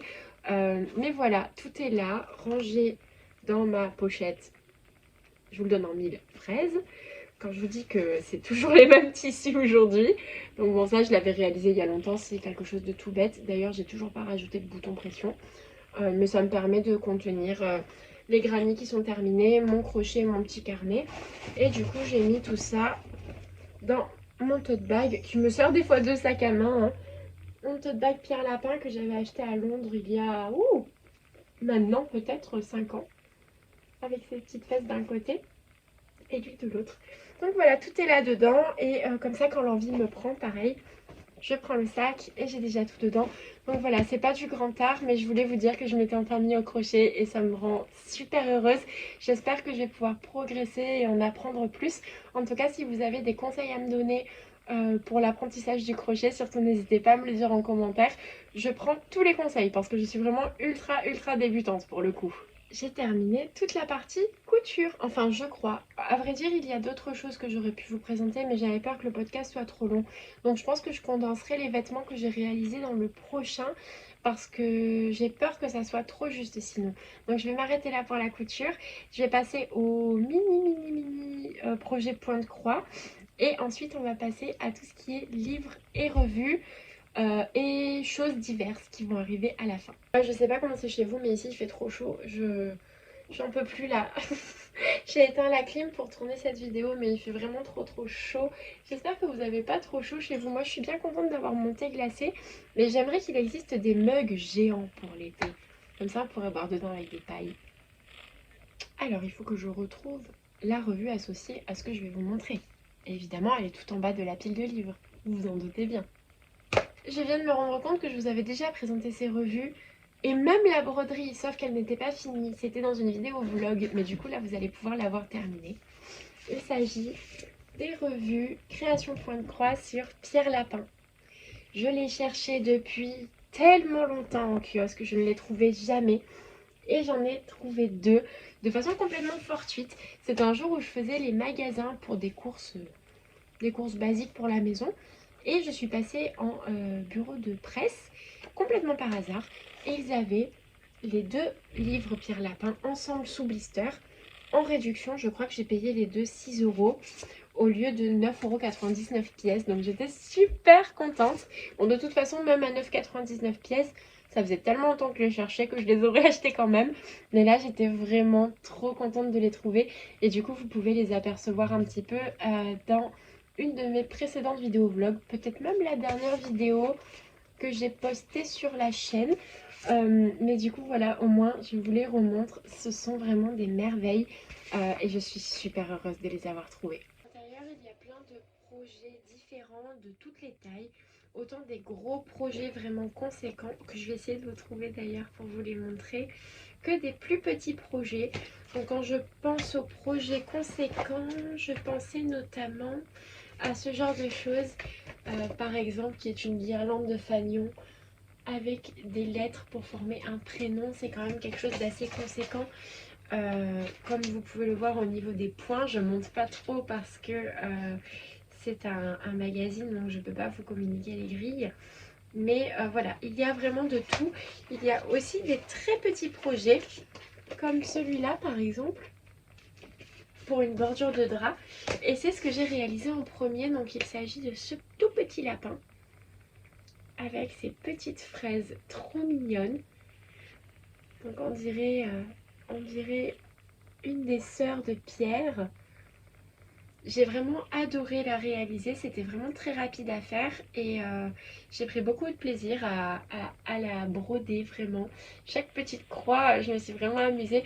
En plus, pour ne pas acheter les fils donnés directement dans le magazine, ce que j'ai fait, c'est que j'ai fait des équivalences avec ceux que j'avais déjà et j'aime vraiment beaucoup le rendu. Donc si vous aimez Pierre Lapin et son univers et que vous avez envie de faire des petites broderies, pourquoi pas pour offrir, pour faire plaisir, ces magazines sont vraiment super et il y a plein de projets bébés dedans. Donc si jamais vous avez une naissance dans votre entourage, ça peut être une très bonne idée de cadeau parce que vraiment il y a tout plein de choses pour les enfants et ça peut faire un cadeau vraiment adorable à offrir ou à s'offrir à soi-même. Pour ce qui est de cette petite broderie, je ne sais pas encore ce que je vais en faire, mais je pensais peut-être en faire une suspension pour décorer dans le salon. Donc voilà, pour l'instant, elle est toujours là, mais je pense qu'elle finira en suspension, je ne sais comment, affaire à suivre dans le prochain podcast du coup. À mon avis, je lui ferai aussi des frères et sœurs. Maintenant que la catégorie couture, broderie, etc. est terminée, nous allons pouvoir passer aux livres et aux revues et il y en a pas mal. Donc si vous n'avez pas déjà vous aussi votre boisson et de quoi grignoter auprès de vous, c'est le moment de mettre pause et d'aller chercher ce qu'il faut parce qu'on en a pour encore un petit moment ensemble. Nous allons commencer par quelque chose qui n'est pas vraiment une revue mais que j'avais complètement oublié de vous présenter dans le dernier podcast et pourtant je l'avais déjà acheté. Donc bon, j'étais un petit peu triste de l'avoir oublié, mais il s'agit en fait de mon calendrier de l'année 2023. Oui, c'est un petit peu tard pour vous présenter ça, mais même si vous ne vous en servirez pas en tant que calendrier, si vous craquez sur les illustrations, je pense que vous pourrez les trouver sur la page Etsy de l'artiste à encadrer directement. Et du coup, voilà, bon, même si vous n'aurez pas le calendrier pour toute cette année, ça peut peut-être vous faire découvrir une artiste. Et donc, je me permets de vous la présenter, même si on n'est plus du tout en janvier. Il s'agit de l'artiste Robin Pieters. Je ne sais pas du tout comment ça se prononce, mais ça s'écrit comme ceci. Je vous le mettrai encore une fois dans la description. Et donc, en fait, c'est un calendrier qui illustre vraiment tout ce que j'aime.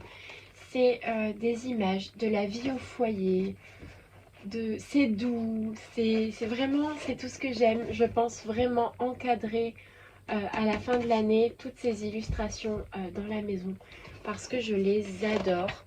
Je vais vous en montrer quelques-unes. Elles sont absolument magnifiques. C'est vraiment absolument tout ce que j'aime, ce calendrier. C'est un bonheur. J'ai déjà hâte d'être au mois d'octobre pour avoir l'illustration du mois d'octobre. Et du coup, je vais vous montrer toutes les illustrations que nous avons déjà passées. Ouais, celle-là, celle du mois de juin, ça a vraiment été une de mes favorites. J'ai pas hâte de changer de page pour le coup. Je la trouve magnifique. C'est clairement ma vie de rêve illustrée. Si vous aimez les ambiances un petit peu feutrées, foyer, cocooning, vie de famille, etc., vous adorerez cette illustratrice. Elle fait vraiment des merveilles. Et personnellement, je suis vraiment ravie d'avoir choisi son calendrier pour m'accompagner cette année. Et du coup, j'ai fait la curieuse, j'ai tourné la page du mois de juillet et j'adore. En fait, je suis pas du tout déçue par la page d'après, même si j'adorais la page du mois de juin. Celle du mois de juillet est juste adorable. Et du coup, ça reprend vraiment mon activité de cette fin du mois de juin, pour le coup.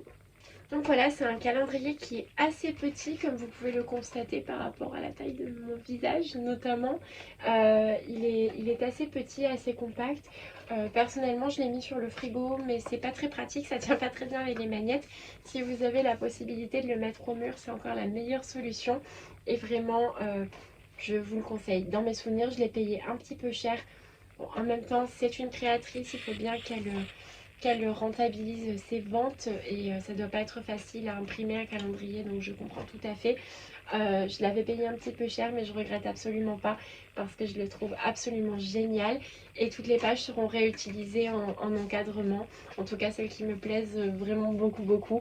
Donc voilà, c'est le calendrier qui m'accompagne cette année et je me devais de vous le montrer même si c'est un peu tard. J'ai eu l'idée de me le procurer au moment où je me cherchais un calendrier pour cette année. J'avais vraiment très envie d'avoir celui de Suzanne Branch. Malheureusement, ils sont assez compliqués à trouver et assez coûteux, encore plus que celui-ci. Donc j'ai vite fait une croix dessus. Mais mon amie Marine de la chaîne Cocon Vert a acheté celui-là. Et en fait, le voir en vrai, en photo, ça m'a complètement décidée à sauter le pas. Je suivais déjà l'artiste et du coup, j'ai pas pu résister et je me le suis procuré. Maintenant, je vais vous parler d'un livre que j'ai acheté très récemment. Donc, je peux pas encore vraiment vous donner un avis dessus parce que j'ai pas vraiment eu le temps de le lire en entier. D'ailleurs, je sais pas si je vais le lire en entier ou par saison, puisque c'est un livre qui se découpe par saison à chaque fois.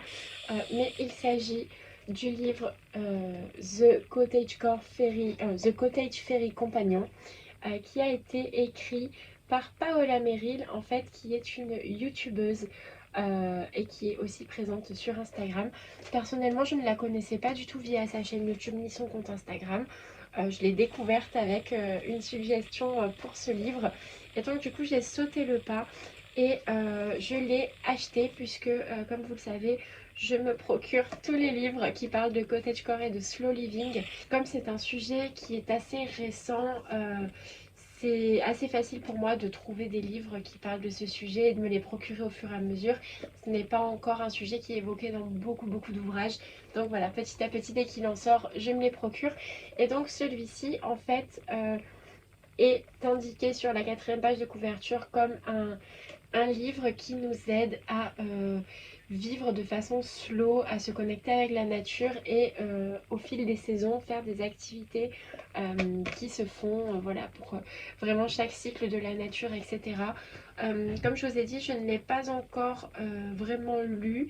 J'ai lu seulement quelques pages concernant l'été, puisque comme je vous disais, je vais essayer de vous trouver ça, il est séparé, hop, en saison. Donc là, vous voyez que c'est l'été. Et à l'intérieur, ce que je trouve génial, c'est qu'on a les photos du coup de cette personne que c'est qu'elle-même prend en fait finalement, ou que quelqu'un de sa famille prend. Et on a également ses aquarelles et ces petits textes. Parfois, ce sont des poèmes ou des réflexions, etc. Et je trouve ça génial parce que du coup, elle a su combiner un petit peu tout ce qu'elle faisait dans un livre et je trouve ça vraiment très très bien. Pour l'instant, je ne peux pas vous donner mon avis dessus puisque je l'ai tout juste commencé, mais je vous en dirai des nouvelles très bientôt. Sûrement dans le prochain podcast créatif, j'essaierai de vous faire un avis là-dessus et je pense que j'aborderai... C'est Pipin qui vous la porte. Bonjour monsieur. Donc je pense que j'aborderai le sujet dans une prochaine vidéo pour vous donner mon avis et également sur Instagram, j'essaierai de vous le présenter en post et de vous donner mon avis dessus. Quoi qu'il en soit, le thème me parle, donc j'espère que je ne serai pas déçue de ma lecture. Quoi qu'il en soit, je le trouve vraiment très joli déjà pour commencer. Là, je vais pouvoir vous parler d'un de mes coups de cœur de longue date, vraiment. Je l'ai reçu pour Noël en cadeau, donc autant vous dire que ça date. Et pour le coup, je voulais vraiment pas présenter, donc j'avais vraiment très hâte de vous en parler. Je pense même dédier une vidéo sur la question, vraiment une vidéo inspirée de la personne dont parle ce livre que je vais vous présenter tout de suite. Pour tout vous dire, ce livre m'a été offert par ma grand-mère à Noël. Ça fait déjà de nombreuses années que je le recherchais mais que je n'arrivais pas à mettre la main dessus dans un budget raisonnable. Et elle m'a fait la surprise de me l'offrir pour Noël et je crois que c'est un des plus beaux cadeaux que j'ai reçu depuis très longtemps. Il s'agit de ce livre, The Private World of Tasha Tudor. C'est vraiment une des femmes qui m'inspire le plus, avec Béatrix Potter. Elle n'est pas beaucoup connue en France. À vrai dire, il y a très peu de personnes qui la connaissent en France. La plupart des personnes qui la connaissent sont des personnes qui ont voyagé à l'étranger ou des personnes qui sont dans l'univers un petit peu cottage mais sans le savoir et les personnes peut-être qui ont grandi avec ces illustrations, mais je pense que c'est plus la génération de mes parents ou de mes grands-parents personnellement. Quoi qu'il en soit, ce livre est une beauté et il retrace toute la vie de Tasha Tudor, dans les grandes lignes bien sûr, parce qu'on ne peut pas écrire sur toute sa vie. Mais Tasha Tudor était une illustratrice de livres pour enfants. Elle a fait beaucoup de livres pour enfants qui parlent de la vie à la campagne, d'une vie plus simple, etc. Et également beaucoup de livres de prières pour les enfants, puisqu'elle était chrétienne. Et du coup, on peut voir certaines de ses illustrations, mais aussi des photos de sa vie. C'est une personne qui aimait énormément les animaux, elle en a eu tout un tas et elle adorait les dessiner. Et du coup, vraiment, elle m'inspire beaucoup de par son mode de vie. J'aimerais beaucoup lui ressembler plus tard et même maintenant. Et vraiment, ça m'inspire énormément de me renseigner sur sa vie, tout comme sur celle de Béatrix Potter. C'est vraiment une dame extrêmement inspirante et dans ce livre, on la voit un petit peu sous tous les aspects, donc en train de travailler l'illustration, on la voit en train de s'occuper de sa maison, de ses animaux. Vraiment, lire Tasha Tudor, c'est un petit peu comme rentrer à la maison, je trouve, surtout quand on a des goûts un petit peu singuliers comme les nôtres, puisque si vous me suivez, je pense qu'on a des goûts en commun. Voir quelqu'un qui a vécu toute sa vie selon son mode de vie et qui n'est pas décédée il y a si longtemps. On a l'impression qu'elle vivait à je ne sais quelle époque, mais il me semble qu'elle est décédée en 2008 si je vous dis pas de bêtises. Donc vous voyez, elle avait vraiment un mode de vie et des goûts alternatifs. Et du coup, me plonger dans sa vie et les choses qu'elle a faites, pour moi, c'est vraiment extrêmement réconfortant et extrêmement inspirant. Et du coup, si vous aimez ce mode de vie, de pensée et toute cette philosophie de vie, Je vous conseille 1000 fois de vous plonger dans ces œuvres qui sont absolument magnifiques. D'ailleurs, je vous avais montré un livre de Noël illustré par Tasha Tudor, si vous vous en souvenez. Elle en a fait tout un tas d'autres sur toutes les saisons. Mais je vous conseille de vous plonger autant sur les livres sur sa vie que sur ses livres d'illustration, puisque ce sont des merveilles. Et je pense dédier carrément une vidéo à cette femme, tout comme je compte en dédier une à Béatrix Potter. Donc ça sera pas pour tout de suite, mais en tout cas voilà, ça me tenait vraiment à cœur de vous la présenter et de la faire connaître, puisque comme je vous le disais, très peu de personnes la connaissent en France. J'ai oublié de le préciser d'ailleurs, je viens de me rendre compte en posant le livre par terre, mais le livre que je vous ai montré précédemment, donc The Cottage Fairy Companion et The Private World of Tasha Tudor, comme leur titre l'indique, ce sont des livres qui sont en anglais et malheureusement je crois qu'ils n'existent pas en français.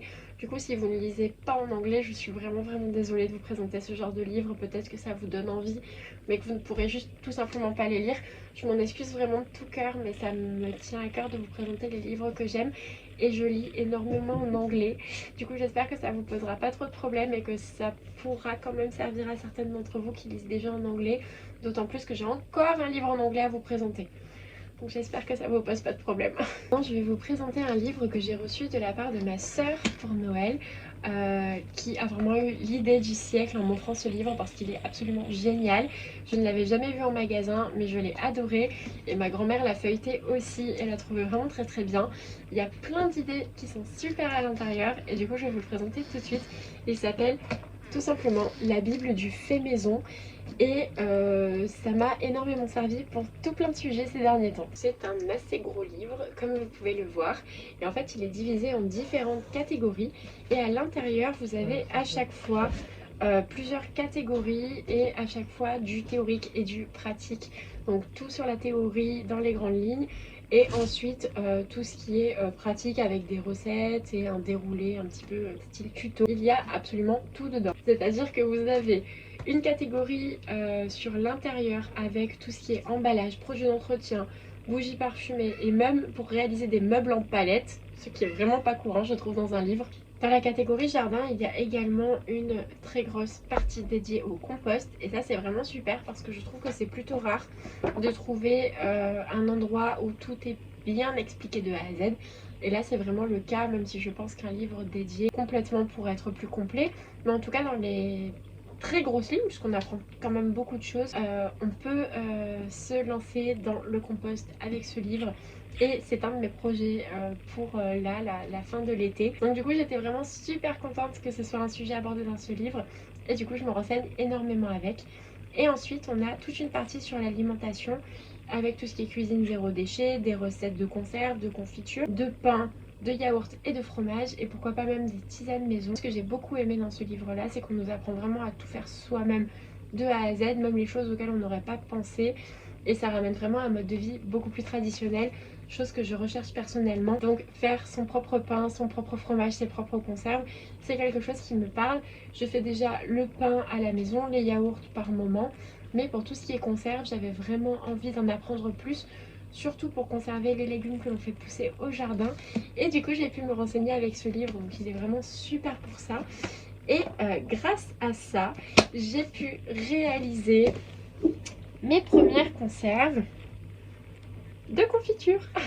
Il y a quelques temps, et d'ailleurs juste après que j'ai potassé toute la partie confiture, conserve de légumes, de fruits, etc., un de nos nouveaux voisins est venu sonner chez nous avec un énorme sac d'abricots qu'elle nous a offert et du coup j'ai pu réaliser 7 pots de confiture absolument énormes.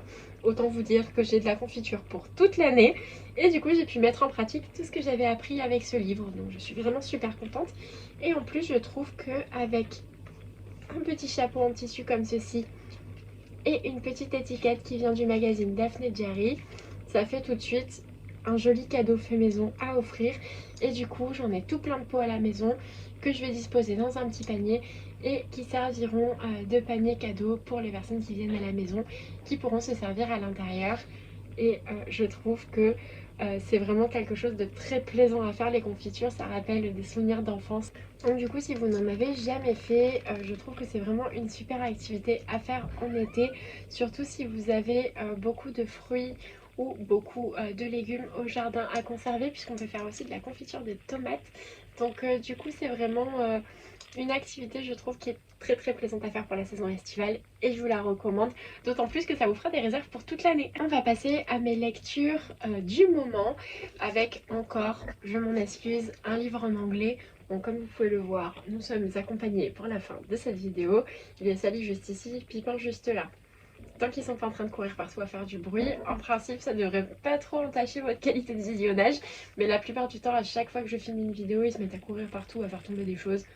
Bon, tant qu'ils sont là, c'est calme. Le livre dont je vais vous parler, c'est un livre chrétien. Je tenais quand même à le présenter dans cette vidéo puisque voilà, vous êtes nombreux à me dire que vous aimez bien que je vous parle de ma foi au travers de mes posts et de mes vidéos. Du coup, je me permets de le faire ici avec cette lecture. D'autant plus qu'elle est vraiment géniale, cette lecture-là, et je ne me voyais pas passer à côté et ne pas vous en parler. Il s'agit de ce livre-là qui s'appelle The Life-Giving Home. Donc encore une fois, on va pas faire attention à mon accent. Mais en fait, c'est un livre qui parle vraiment de tout ce qui est autour de la maison. Ça pourrait être un petit peu comment donner une âme à son foyer. Vraiment, je l'ai vraiment vécu comme ça. Ça parle de plein de sujets différents. Des repas, de la musique, de la façon d'inviter Dieu au sein de son foyer pour pouvoir s'y sentir en sécurité, lui faire une place parmi nous. C'est vraiment un livre que je vous recommande à 100% si vous lisez l'anglais et que vous êtes chrétien. Surtout si le sujet du foyer vous intéresse, je suis sûre qu'il vous plaira énormément. Et une amie à moi l'avait déjà lu, elle l'avait adoré. Elle m'a dit qu'il était super. Et apparemment, Sarah Clarkson a fait beaucoup de livres dans ce genre-là, dont un qui me tente énormément, qui sort, je crois, à la rentrée, si je vous dis pas de bêtises. Je sais plus comment il s'appelle exactement. Je crois que c'est quelque chose comme Tea Time Discipleship ou quelque chose comme ça. Ça va parler en fait de ces petits moments où on se retrouve avec des amis, des sœurs, des mères, des femmes autour de nous, autour d'un thé, d'un café, d'un moment un petit peu tea time, pour parler de notre foi, à quel point ces moments sont importants. Et c'est quelque chose que j'adore faire dans la vie de tous les jours. Du coup, j'ai vraiment super hâte de lire ce prochain livre. Donc dès qu'il sort, je vous en parlerai si ça vous intéresse. Mais en tout cas, celui-là, il est vraiment super et je vous le conseille. Pour les dernières lectures, il va s'agir de magazines. Comme d'habitude, vous savez qu'il y a toujours des magazines dans mes lectures. Bon, comme d'habitude, je ne vous le présente plus. Mais ce mois-ci, j'ai lu le Daphne Diary. Il était vraiment super, j'ai beaucoup aimé cette édition-là. J'ai pas eu le temps encore de faire tous les petits découpages, les petites activités à l'intérieur parce que je les réservais pour mes vacances tout simplement. Donc là, dès que je vais être en vacances, je vais m'y atteler. Mais j'ai particulièrement aimé ce mois-ci ces pages-là. Je pense que la plupart d'entre vous s'en doutent déjà, mais bon, je me dois quand même de vous les montrer pour les personnes qui n'auraient pas encore acheté le magazine et pour qui ça devrait donner envie. J'ai adoré cet article-là sur une créatrice de maisons miniatures, de maisons de poupées. Comme vous le savez, c'est vraiment quelque chose que j'apprécie énormément. Et ses créations sont absolument magnifiques. Donc je l'ai tout de suite suivie sur les réseaux sociaux pour regarder un petit peu ce qu'elle faisait. Mais j'ai vraiment adoré ce numéro grâce à ça. Et également l'article sur cette créatrice de poupées qui fait des merveilles. Bon, on reste dans le thème des miniatures malgré tout, même si les poupées sont un peu grandes. Hop, que je trouve absolument superbe. Il s'agit de la technique des poupées Wardolph. Si je dis pas de bêtises, je sais jamais si on dit Wardolph, je sais pas. Mais en tout cas, c'est cette technique-là de poupées. J'aimerais beaucoup apprendre à les faire.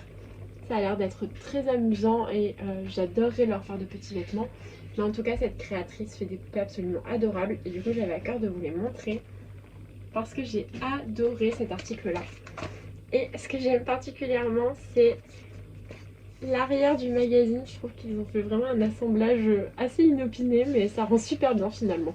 Donc comme d'habitude, j'ai adoré ma lecture du magazine. Ça m'a donné pas mal d'idées de recettes également pour l'été, parce qu'en été il fait tellement chaud qu'on n'a pas envie de manger grand chose, mais en même temps il y a plein de fruits délicieux en cette saison, donc ça vaut le coup de se pencher sur des nouvelles recettes à faire. Donc vraiment j'ai adoré ce numéro là, et je vous le conseille si vous ne l'avez pas déjà lu, ça pourra vous accompagner pour cet été dans vos moments de lecture, de pique-nique, de moments à lire en extérieur. C'est vraiment parfait. Et du coup regardez cette délicieuse recette à l'intérieur, ça donne trop envie. J'ai hâte de pouvoir tester celle-ci d'ailleurs. D'ailleurs, puisque nous sommes seulement entre nous sur cette vidéo, je vous donne une petite information. Surveillez bien vos prochains numéros de Daphné. Je vous donne cette information, vous en faites ce que vous voulez. Nous en reparlerons. Pour ce qui est du second magazine que j'ai lu ce mois-ci, c'est tout récent, je l'ai reçu il y a quelques jours, je l'ai reçu hier ou avant-hier si je vous dis pas de bêtises. Il s'agit du nouveau numéro de Esprit d'ici. Vous savez que j'adore ce magazine là. Vous aviez été plusieurs à me dire que vous l'avez découvert grâce à une de mes vidéos d'ailleurs. Je crois que c'était mon premier ou mon second podcast créatif, mais j'ai adoré ce numéro aussi parce qu'il y avait beaucoup d'idées de déco, de présentation de paniers garnis comme ça. Et encore une fois, je trouve que quand on a un potager rempli de légumes, de fruits, etc., on peut faire des super cadeaux, donc notamment avec les pots de confiture comme ça que je vous ai montré, mais aussi pourquoi pas carrément avec les fruits et les légumes du potager. Je trouve que ça peut faire un super cadeau quand on est invité chez quelqu'un, d'amener des petites choses fait maison et des légumes et des fruits de son potager bien emballés. Donc on nous propose plusieurs méthodes d'emballage pour des fruits et des légumes. J'ai trouvé que c'était une super idée et du coup j'ai corné plein de pages pour m'en souvenir. On nous apprend aussi à faire des bougies. C'était vraiment un numéro que j'adore parce que c'est que des activités qui font plaisir à faire en été pendant les vacances, notamment comme ça. Des petites choses en plâtre à décorer avec des fleurs et à peindre. Tout m'a donné envie et j'ai hâte de tester tous ces tutos et de vous en dire des nouvelles. Je trouve que pour les personnes qui ont du mal à se lancer dans des projets créatifs, beaucoup de personnes disent oui mais j'ai pas d'idée, oui mais j'ai pas l'inspiration que tu as, oui mais je sais pas m'inspirer de ce que je vois sur internet. Les magazines, ça peut être une super alternative parce que du coup il suffit de trouver un magazine dans votre univers et ensuite vous avez tout plein d'idées, tout plein de belles images pour vous inspirer. Et je suis sûre que ça marchera et que ça vous donnera envie d'essayer des choses et de vous les approprier pour ensuite en créer d'autres. Donc vraiment, je vous conseille de vous trouver un magazine que vous aimez et qui vous parle si vous êtes en manque d'inspiration, parce que ça sera toujours déjà un moment de lecture très agréable et très léger pendant lequel on pose un petit peu sa tête à côté et on oublie un petit peu tout. Mais aussi ça pourra vous inspirer à faire tout un tas de choses par vous-même et de vos propres mains, et ça c'est un sentiment vraiment incomparable à tout le reste, je trouve. Faire les choses soi-même, ça élève, je ne saurais même pas comment vous le dire, mais je trouve que c'est un niveau au-dessus de l'épanouissement vraiment, et c'est quelque chose que je souhaite à chacun. Donc si vous avez du mal à trouver un petit peu votre manière de créer, vous pouvez vous inspirer de tout ce qui se trouve dans les magazines, principalement dans ceux-là qui sont remplis de bonnes idées, mais il doit en exister plein d'autres, parce que je suis sûre que ça vous donnera de bonnes idées et que ça vous permettra d'occuper vos vacances d'été si vous avez envie de faire quelque chose de nouveau. Il me reste deux choses à vous présenter.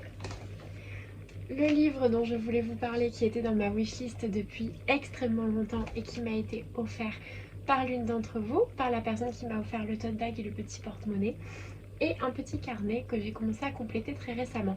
On va commencer par le livre. Il y a maintenant plusieurs années que je brode. J'ai commencé à broder au lycée, mais c'était pas une grande réussite. Malgré tout, ça me plaisait beaucoup, donc j'ai continué petit à petit et je m'y suis remise après une longue pause. Il y a, je dirais, peut-être 4 ou 5 ans. Et depuis ces 4 ou 5 ans où je me suis remise à la broderie, je me suis intéressée aux livres de couture et de broderie, et particulièrement ceux des éditions de Saxe. Si vous connaissez un petit peu l'univers de la couture et de la broderie, vous savez que les éditions de Saxe font toujours des livres qui sont des merveilles. Les sujets sont toujours très bien choisis, c'est très souvent dans une esthétique un petit peu parfois cottagecore, je peux le dire, un petit peu vintage, romantique, etc. On trouve beaucoup de livres des éditions de Sac dans cet esprit. J'ai fini par trouver sur un site de seconde main un livre dédié à de la broderie sur le thème de Anne au pignon vert. Je l'ai cherché pendant des années de partout, ce livre. Il était très compliqué à trouver. À chaque fois que je le trouvais quelque part, il partait presque immédiatement. Je n'ai jamais pu mettre la main dessus. Et cette personne me l'a offert sans même le savoir. Et je trouve ça incroyable. Quand je lui ai dit, elle m'a dit, bah tu vois, il t'était destiné parce que ça fait longtemps que je voulais te l'envoyer. Quand j'ai ouvert le colis, je n'avais pas les mots. Pour être honnête avec vous, j'en ai même pleuré parce que je le cherchais depuis vraiment extrêmement longtemps et que Anne est vraiment un personnage qui est cher à mon cœur. Donc sans plus attendre, je vous le présente. Il est comme ceci et il s'appelle Un voyage en broderie à la rencontre d'Anne, la maison au pignon vert. C'est une auteure japonaise, Kazuko Aoki visiblement. Et vraiment le livre est une merveille. Je ne sais pas quoi vous dire de plus. Je n'avais jamais eu la chance de le feuilleter. Et c'est une merveille. J'ai pour projet de commencer très bientôt des petits projets de ce livre. Principalement celui-là, on va pas se mentir, que j'aimerais faire cet automne. Mais il y a aussi beaucoup de broderies sur le thème de la nature et des fleurs. Et vraiment c'est une merveille. Je sais pas quoi vous dire de plus. La mise en page est magnifique. Tout est très bien choisi. Ça nous plonge vraiment dans l'univers de Anne. Et vraiment l'apogée de tout, c'est... Je vais essayer de vous la retrouver. Voilà, ces pages-là, inspirées de l'île du Prince-Édouard. Je les trouve absolument magnifiques. Ça nous plonge vraiment dans l'univers de Anne, mais l'univers de Anne concret. Je ne sais pas comment vous expliquer ça, mais c'est du réel et j'adore ça. On nous montre notamment les choses qui font partie vraiment du terroir de l'île du Prince-Édouard. Comme les homards, les cartes de l'île, etc. Et je trouve ça génial qu'ils aient réussi à intégrer du réel, du concret, avec en plus de la broderie. Donc là, je vous avais montré toutes les pages un petit peu esthétiques avec de la mise en page photo. Et après, bien sûr, on a toutes les broderies expliquées. Mais vraiment, c'est un bonheur de feuilleter ce livre. Je l'adore. J'aimerais bien vous montrer plus de pages, mais je sais pas trop ce qu'il en est sur YouTube, mais vous voyez vraiment la mise en page est superbe. Donc si vous aimez l'univers de Anne, vous serez comblé par ce livre. Mais si vous aimez aussi tout ce qui est broderie sur la nature, je suis sûre que vous l'aimerez beaucoup parce que les designs sont vraiment très très fins, très très jolis. Et je vous en dirai très bientôt des nouvelles puisque j'aimerais me lancer dans un projet d'été tiré de ce livre. Donc merci encore 1000 fois et de tout mon cœur à la personne qui me l'a offert. Je le chérirai, je crois, toute ma vie. Je compte bien faire vraiment tous les projets qui se trouvent à l'intérieur, tellement je l'adore. On arrive à la dernière chose de ce podcast et c'est quelque chose de tout bête. Peut-être que vous allez être déçus. C'est un petit carnet que j'ai commencé à remplir très récemment. Ça fait très longtemps que je voulais tenir ce genre de carnet, mais j'avais pas encore sauté le pas. Et j'en ai trouvé un complètement par hasard chez Söstrengren. Söstrengren, je sais jamais comment on dit, je pense que vous êtes habitués. Mais ce magasin-là, du coup, c'est en fait un planeur pour le jardin. Donc déjà, la couverture est absolument adorable. Mais ensuite, c'est absolument super pratique. Donc je n'ai pas beaucoup commencé. J'ai écrit juste en quelle année je l'ai commencé et à quelle adresse. Ici, c'est un planning des choses à planter et à semer. Donc pareil, je ne l'ai pas encore beaucoup complété. J'ai juste noté une des fleurs que je plante tous les ans. Mais ça sera à compléter au fur et à mesure. Et ensuite, vous avez des pages comme celle-ci où vous notez le nom de la plante. Comment est-ce qu'elle doit être arrosée et où est-ce qu'elle doit être plantée en termes d'exposition. Vous notez vos petites notes. Et vous avez des petits sachets pour ranger vos graines. Et ça c'est super parce que je récolte énormément de graines au jardin de mes plantes que je récupère et que je replante l'année suivante. Et du coup ça c'est vraiment super parce que j'aurai plein de petits sachets pour pouvoir les stocker. Donc j'adore vraiment le principe. Et du coup j'ai pu stocker déjà des graines diplômées. Et des graines de rose trémière juste ici que je n'ai pas encore plantées cette année, mais j'ai tellement hâte d'avoir des roses trémières dans le jardin. D'ailleurs, c'est grâce à vous que je sais que ça s'appelle des roses trémières parce que sur mon premier podcast, vous me l'aviez indiqué et du coup maintenant je sais de quelle fleur il s'agit et donc je vais pouvoir en planter à la maison. Donc merci à ceux qui m'avaient dit que cette plante s'appelait ainsi. C'était par rapport à un tissu de chez Acufactum sur lesquels il y en avait. Et je vous avais dit que je savais pas trop ce que c'était comme fleur mais que j'aimais beaucoup. Et du coup vous m'aviez indiqué qu'il s'agissait de rose trémière. Donc merci à vous. Et du coup là dedans j'ai pu stocker mes petites graines. Et je vais pouvoir organiser mon planeur de jardin. Et ne rien oublier au fil des saisons. Parce que le jardin on le travaille à toutes les saisons. Bon, moi en hiver j'ai tendance à le laisser vivre parce que ça nous réussit bien à l'endroit où on est. Mais je trouve que c'est une super méthode pour s'organiser et ne rien oublier au fil des saisons. J'ai enlevé l'étiquette de prix mais j'ai dû le payer quelque chose comme 4 € grand maximum. Chez Sostrain c'est souvent très original et vraiment pas cher comme article. Donc voilà, je vous le conseille si vous avez un jardin petit ou grand.